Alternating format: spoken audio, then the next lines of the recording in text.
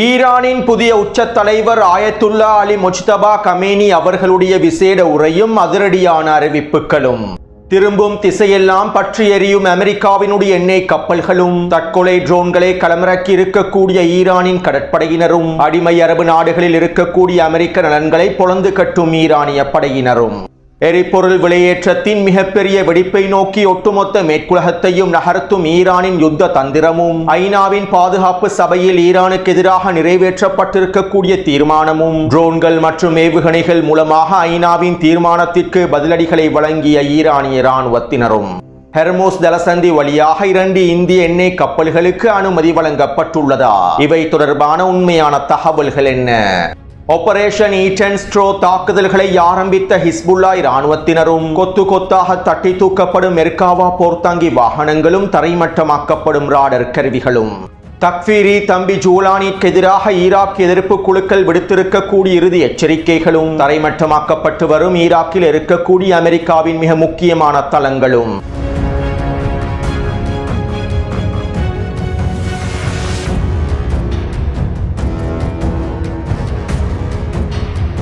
இது ஈரான் அப்டேட்டின் 30வது காணொளியாகும். இன்று காலை வெளியிட்ட காணொளியை பார்வையிடாதவர்கள் கீழே இருக்கக்கூடிய லிங்கினை பயன்படுத்தி குறித்த காணொளியை பார்வையிடலாம். மேலும் ஈரானிய இராணுவத்தினர் மேற்கொண்டிருக்கக்கூடிய தாக்குதல்களையும் ஈரானிய இராணுவத்தின் சாகசங்களையும் குறித்த காணொளியின் மூலமாக உங்களுக்கு புரிந்து கொள்ளலாம். அத்தோடு காசாவில் இருக்கக்கூடிய பலஸ்தீனிய மக்கள் ஈரானுக்கும் ஹிஸ்புல்லா இராணுவத்தினருக்கும் எதிர்ப்பற்றுக்களுக்கும் தங்களுடைய முழுமையான ஆதரவை வெளிப்படுத்தி வருகின்றார்கள். ஈரானோடும் ஈரானிய மக்களோடும் நாங்கள் இருக்கின்றோம். ஆக்கிரமிப்புக்கு எதிராக போராடக்கூடிய உங்களுடைய கரங்களை பலப்படுத்துவதற்கு நாங்கள் தொடர்ச்சியான பிரார்த்தனைகளை மேற்கொள்கின்றோம். மேலும் ஈரான் உறுதியாக இருக்க வேண்டும் என பலஸ்தீனிய மக்கள் கோஷங்களை எழுப்பி தங்களுடைய முழுமையான ஆதரவை வெளிப்படுத்தி வருகின்றார்கள். இப்படியான நிலைமையில் ஹமாஸ் தரப்பினரும் PAG அமைப்பினரும் இன்னுமேனி எதிர்ப்பு குழுக்களும் ஈரானுக்கும் ஹிஸ்புல்லா இராணுவத்திற்குமான வாழ்த்துக்களை தெரிவித்துள்ளார்கள். மேலும் புதிதாக தெரிவு செய்யப்பட்டிருக்கக்கூடிய ஈரானிய உச்ச தலைவருக்கும் வாழ்த்துக்களை தெரிவித்துள்ளார்கள். இதற்கமைவாக ஹமாஸ் தரப்பினரும் PAG அமைப்பினரும் அறிக்கைகளையும் வெளியிட்டிருந்தார்கள்.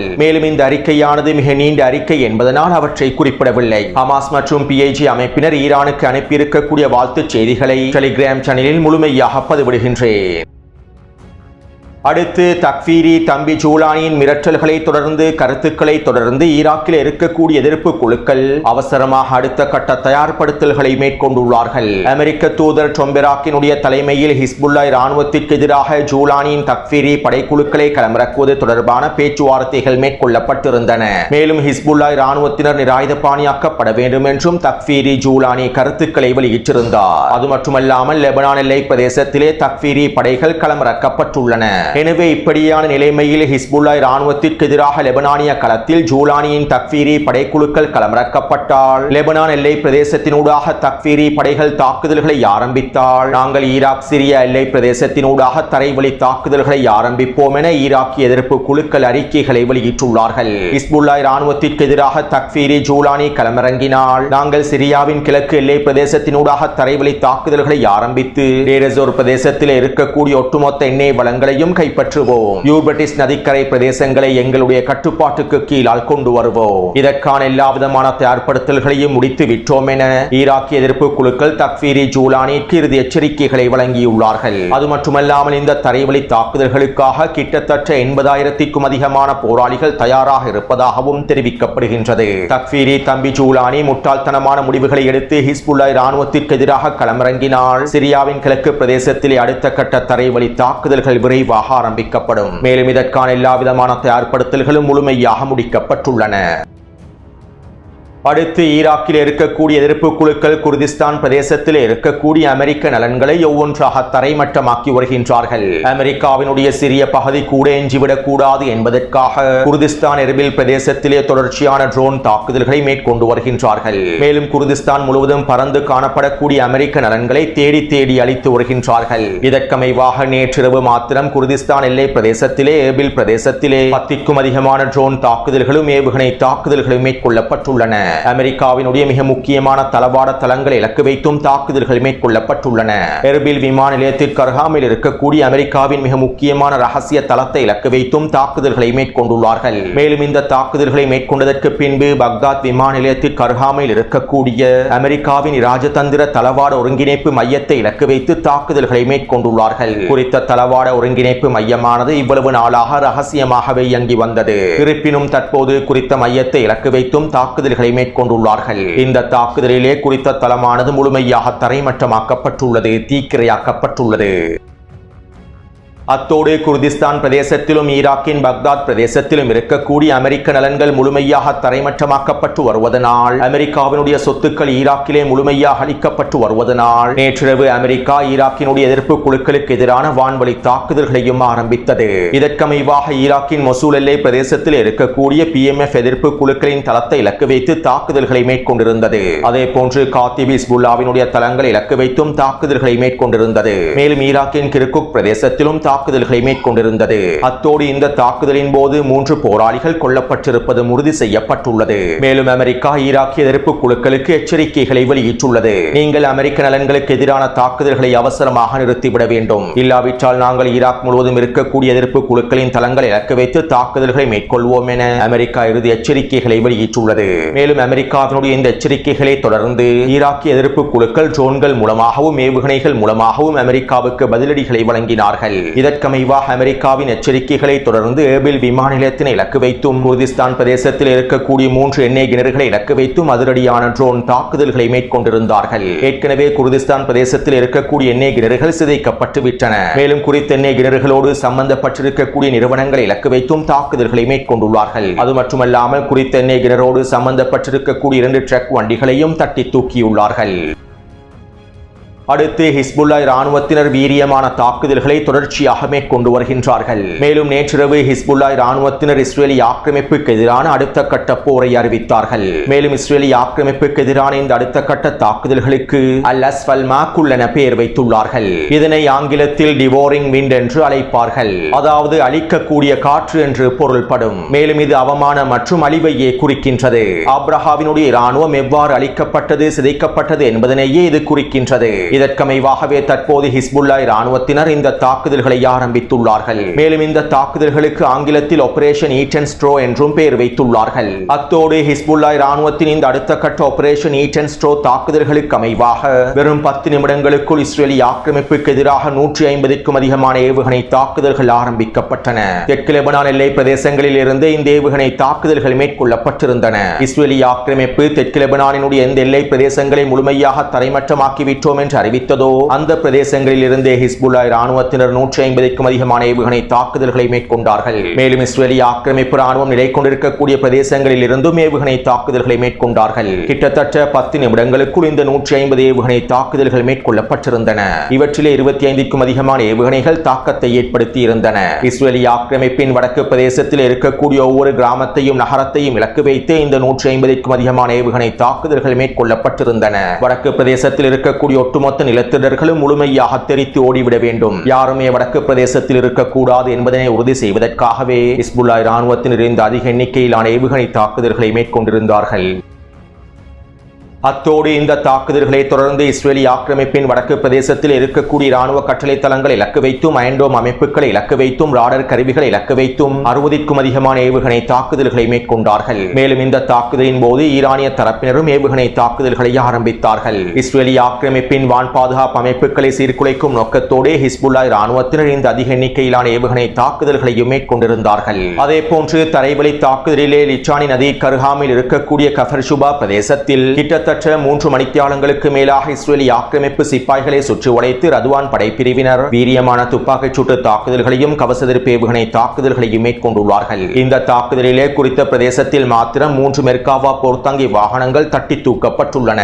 அத்தோடு ஹிஸ்புல்லா இராணுவத்தினுடைய இந்த தொடர்ச்சியான தாக்குதல்களை தொடர்ந்து இஸ்ரேலி ஆக்கிரமிப்பினுடைய பாதுகாப்பு அமைச்சர் காட்ஸ் இவ்வாறு தெரிவித்தார். லெபனானிய அரசாங்கம் ஹிஸ்புல்லா இராணுவத்தினை தடுப்பதற்கு தவறிவிட்டது. இதற்கு மேலும் எங்களுக்கு லெபனானிய அரசாங்கத்தை நம்ப முடியாது. இதனால் நாங்கள் லிச்சானி நதிக்கு தெற்கு பிரதேசத்தில் இருக்கக்கூடிய லெபனானினுடைய ஒட்டுமொத்த பிரதேசங்களையும் கைப்பற்றப் போகின்றோம். தெற்கு லெபனானை முழுமையாக கைப்பற்றி ஹிஸ்புல்லா இராணுவத்தினை முடிவுக்கு கொண்டு வரப்போகின்றோம். லெபனானுக்குள்ளே நாங்கள் எங்களுடைய அடுத்த கட்ட தரைவழி தாக்குதல்களை ஆரம்பித்து விட்டோம். ஒட்டுமொத்த தெற்கு லெபனானையும் நாங்கள் கைப்பற்றப் போகின்றோம் என இஸ்ரேலி ஆக்கிரமிப்பின் பாதுகாப்பு அமைச்சர் தெரிவித்தார். தெற்கு லெபனான் எல்லை பிரதேசத்தினூடாக தரைவழி தாக்குதல்கள் ஆரம்பிக்கப்பட்டு தற்போது 5 நாட்கள் கடந்துவிட்டன. இன்னும் இஸ்ரேலி ஆக்கிரமிப்பு ராணுவத்தினால் ரத்வான் படைப்பிரிவினுடைய தாக்குதல்களை சமாளிக்க முடியவில்லை. தெற்கு லெபனான் எல்லை பிரதேசத்திலிருந்து 1 கிலோமீட்டர் வரையில் உள்நோக்கி கூட நகர முடியவில்லை. கியாம் பிரதேசத்திலிருந்து 500 மீட்டர் கூட இஸ்ரேலி ஆக்கிரமிப்பினால் நகர முடியவில்லை. இப்படி இருக்க தற்போது தெற்கு லெபனான் பிரதேசம் முழுவதையும் கைப்பற்றப் போவதாக இஸ்ரேலி ஆக்கிரமிப்பின் பாதுகாப்பு அமைச்சர் அறிவித்துள்ளார். மேலும் இதற்காக ஹிஸ்புல்லா இராணுவத்தினர் காத்துக் கொண்டிருக்கின்றார்கள். தெற்கு லெபனான் பிரதேசத்திலே இஸ்ரேலி ஆக்கிரமிப்புக்காக ரத்வான் படைப்பிரிவினர் முழுமையாக களமிறக்கப்பட்டுள்ளார்கள். இஸ்ரேலி ஆக்கிரமிப்பின் இந்த தரைவழி தாக்குதல்களை முறியடிப்பதற்கு ஹிஸ்புல்லா இராணுவத்தினர் முழுமையாக தயாராக இருப்பதாகவும் அறிவித்துள்ளார்கள்.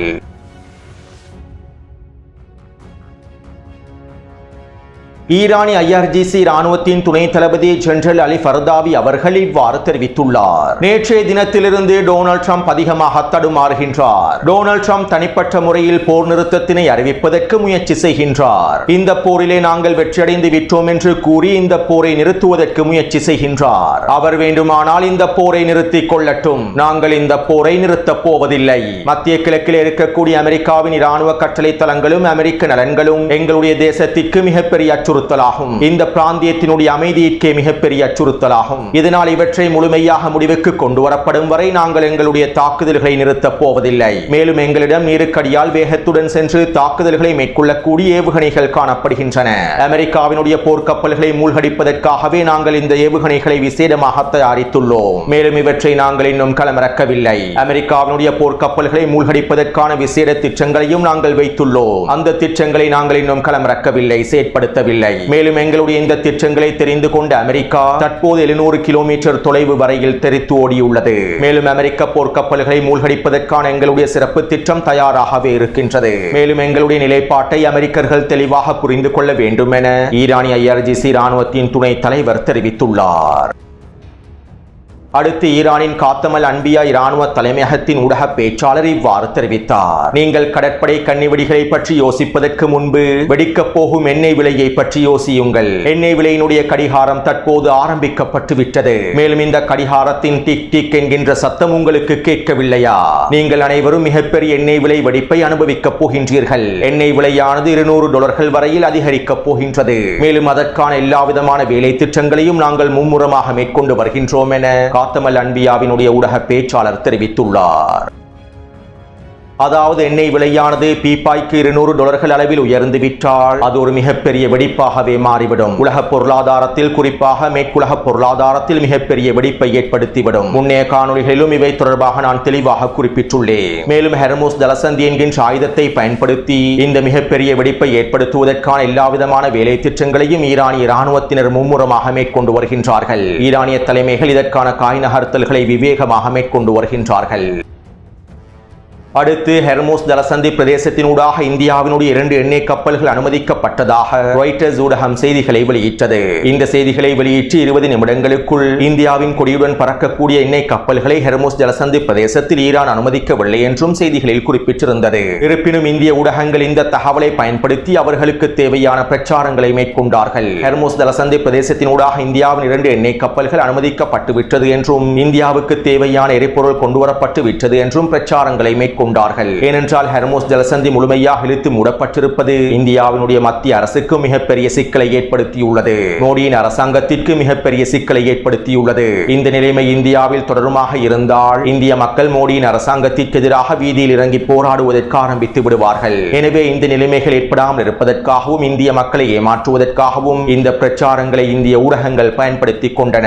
அது மட்டுமல்லாமல் இந்தியாவின் 2 எண்ணெய் கப்பல்களை நாங்கள் அனுமதிக்கவில்லை என ஈரானிய ஊடகங்களும் உறுதிப்படுத்தியுள்ளன. ஈரானிய எண்ணெய் வர்த்தகத்தோடு சம்பந்தப்பட்ட தேசிய நிறுவனங்களும் இதனை உறுதிப்படுத்தியுள்ளன. ஒருவேளை போருக்கு முன்பே ஹெர்முஸ் ஜலசந்தி பிரதேசத்தினை கடந்திருக்கக்கூடிய 2 எண்ணெய் கப்பல்களை காண்பித்து ராய்ட்டர்ஸ் மற்றும் இந்திய ஊடகங்கள் இந்த பிரச்சாரங்களையும் மேற்கொண்டிருக்கலாம். இந்திய மக்களை ஏமாற்றுவதற்காகவும் இந்தியாவுக்குள்ளே இருக்கக்கூடிய பதற்ற நிலைமைகளை குறைப்பதற்காகவுமே இவ்வாறான பிரச்சாரங்கள் மேற்கொள்ளப்பட்டுள்ளன. அடுத்து பாரசீக வளைகுடாவினுடைய வடக்கு பிரதேசத்திலே அமெரிக்காவினுடைய 2 எண்ணெய் கப்பல்களை இலக்கு வைத்து தாக்குதல்கள் மேற்கொள்ளப்பட்டிருந்தன. முன்னைய காணொலியில் இவை தொடர்பாக குறிப்பிட்டிருந்தேன். மேலும் குறித்த தாக்குதலை மேற்கொள்ளக்கூடிய காணொலி ஒன்றை ஈரானிய இராணுவத்தினர் வெளியிட்டிருந்தார்கள். இந்த காணொலியை டெலிகிராம் சேனலில் பதிவிட்டுள்ளேன். சிறிய படகுகள் மூலமாக எவ்வாறு எண்ணெய் கப்பல்களை ஈரானிய இராணுவத்தினர் குறிவைக்கின்றார்கள் என்பதனை குறித்த காணொலியின் மூலமாக உங்களுக்கு தெளிவாக புரிந்து கொள்ள முடியும். அத்தோடு குறித்த தாக்குதல்களுக்கு தற்கொலை படகுகளையே இவர்கள் பயன்படுத்தியுள்ளார்கள். அதாவது ஈரான் எண்ணெய் கப்பல்களை தாக்குவதற்கும் இலக்கு வைப்பதற்கும் தற்போது தற்கொலை படகுகளை களமிறக்கியுள்ளார்கள்.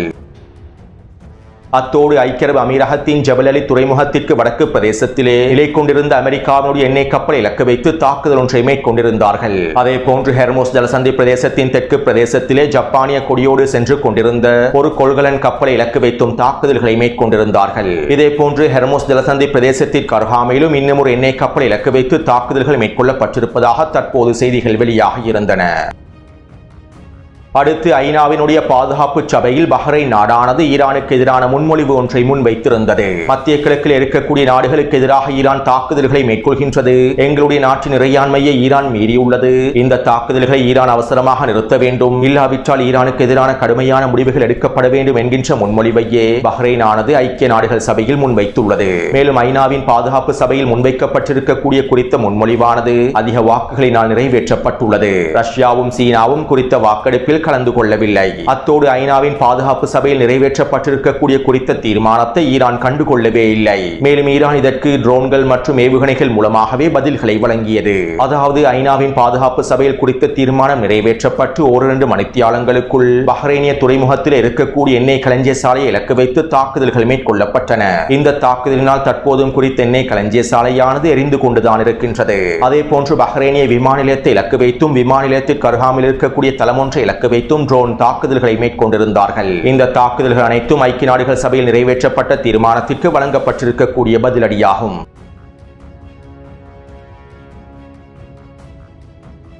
ஈரானின் புதிய உச்ச தலைவர் ஆயத்துல்லா அலி முஜ்தபா கமேனி அவர்கள் முதல் முறையாக விசேட உரையை முன்வைத்திருந்தார். மேலும் இவருடைய உரையின் சுருக்கத்தை மாத்திரம் குறிப்பிடுகின்றேன். நாங்கள் இந்த நாட்டை பிளவுபடுத்தக்கூடிய முயற்சிகளை தோற்கடித்து விட்டோம். ஈரானிய தேசத்தை சிதைக்கக்கூடிய சூழ்ச்சி திட்டங்களை நாங்கள் முறியடித்து விட்டோம். எங்களுடைய அன்பான ஈரானிய மக்களே, நாங்கள் உங்களுக்கு உறுதி அளிக்கின்றோம். உங்களுடைய தியாகிகளின் இழப்புக்கு நாங்கள் பழி வாங்குவோம். ஆக்கிரமிப்பாளர்களுடைய ஒவ்வொரு செயலுக்காகவும் நாங்கள் பழி வாங்குவோம். இந்த பழிவாங்கல்கள் புரட்சியின் மாபெரும் தலைவருடைய தியாகத்திற்காக மாத்திரம் மேற்கொள்ளப்படுவதில்லை. மாறாக எதிரியினால் இலக்கு வைக்கப்பட்டிருக்கக்கூடிய ஈரானின் ஒவ்வொரு குடிமகனுக்காகவும் நாங்கள் பழி வாங்குவோம். தற்போது இந்த பழிவாங்கல்களின் குறிப்பிட்ட அளவு உணரப்பட்டுள்ளது.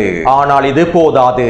ஆக்கிரமிப்பு எதிரி முழுமையாக அளிக்கப்படும் வரை நாங்கள் பழி வாங்குவோம். அதே போன்று நாங்கள் எதிரியிடம் இழப்பீடுகளை கோருவோம். எங்களுடைய தேசத்தின் மீது அவர்கள் மேற்கொண்டிருக்கக்கூடிய தாக்குதல்களுக்கான இழப்பீடுகளை அவர்கள் வழங்க வேண்டும். அவர்கள் இதற்கு மறுப்பு தெரிவித்தால் நாங்கள் பொருத்தமானதாக கருதக்கூடிய ஆக்கிரமிப்பினுடைய எதிரிகளுடைய சொத்துக்களை பறிமுதல் செய்வோம். மேலும் இதற்கு சாத்தியமில்லை என்றால் எங்களுக்கு ஏற்பட்டிருக்கக்கூடிய இழப்பீடுகளுக்கு ஈடாக ஆக்கிரமிப்புக்கு நாங்கள் இழப்புகளை ஏற்படுத்துவோம். மேலும் எதிரியினுடைய சொத்துக்களை முழுமையாக அளிப்போம். நாங்கள் பிராந்தியத்தில் இருக்கக்கூடிய அண்டை நாடுகளோடு உறவுகளை வலுப்படுத்துவதற்கே விரும்புகின்றோம். பிராந்திய நாடுகளோடு நல்லுறவை பேணுவதற்கு தயாராகவே இருக்கின்றோம். இருப்பினும் பல வருடங்களாக ஆக்கிரமிப்பு எதிரி இந்த நாடுகளிலே இராணுவ கட்டளை தளங்களையும் நிதி மையங்களையும் உருவாக்கியுள்ளார். எங்களுக்கு எதிரான தாக்குதல்களுக்காகவும் எதிரியினுடைய இந்த தளங்கள் முழுமையாக பயன்படுத்தப்பட்டுள்ளன.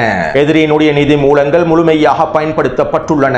இதனால் தான் நாங்கள் அவற்றை இலக்கு வைத்து தாக்குதல்களை மேற்கொள்கின்றோம். மேலும் தொடர்ச்சியாக மேற்கொள்வோம். அண்டை நாடுகள் தற்போது ஒரு தீர்க்கமான முடிவை எடுக்க வேண்டும். எதிரியினுடைய அனைத்து தளங்களையும் முழுமையாக இழுத்து மூடிவிட வேண்டும். எதிரியினுடைய அனைத்து நலன்களையும் முழுமையாக வெளியேற்றிவிட வேண்டும். இல்லாவிட்டால் நாங்கள் அனைத்தையும் முடிவுக்கு கொண்டு வருவோம். எதிரியினுடைய அனைத்து தளங்களையும் நலன்களையும் முடிவுக்கு கொண்டு வருவோம். அதே போன்று ஹெர்மோஸ் ஜலசந்தி பிரதேசம் முழுமையாக இழுத்து மூடப்பட்டே இருக்கும். ஹெர்மோஸ் ஜலசந்தி பிரதேசத்தினூடாக எந்த ஒரு எதிரிக்கும் அதனுடைய நலன்களுக்கும் அனுமதி வழங்கப்பட மாட்டாது. மேலும் நாங்கள் எதிரிக்கு எதிராக புதிய போர் முனைகளை ஆரம்பிப்பதற்கு தயாராகி வருகின்றோம். ஆலோசனைகளை மேற்கொண்டு வருகின்றோம். எதிரி நினைத்து கூட பார்க்க முடியாத இடத்திலிருந்தும் நாங்கள் புதிய போர் முனைகளை உருவாக்குவதற்கு திட்டமிட்டு வருகின்றோம். இந்த போரினுடைய அடுத்த கட்டத்திலே போரினுடைய நீடிப்பிலே இவற்றை நீங்கள் எதிர்பாருங்கள் என ஈரானினுடைய புதிய உச்ச தலைவர் அலி முஜ்தபா கமேனி அவர்கள் தெரிவித்துள்ளார். எனவே ஈரானினுடைய புதிய உச்ச தலைவரின் கருத்திலிருந்து பல முக்கியமான தகவல்களை நீங்கள் புரிந்து கொண்டிருப்பீர்கள். மேலும் குறித்த காணொளி தொடர்பான கருத்துக்களை பதிவிடுங்கள். தொடர்ந்து என்னுடன் இணைந்திருங்கள். நன்றி.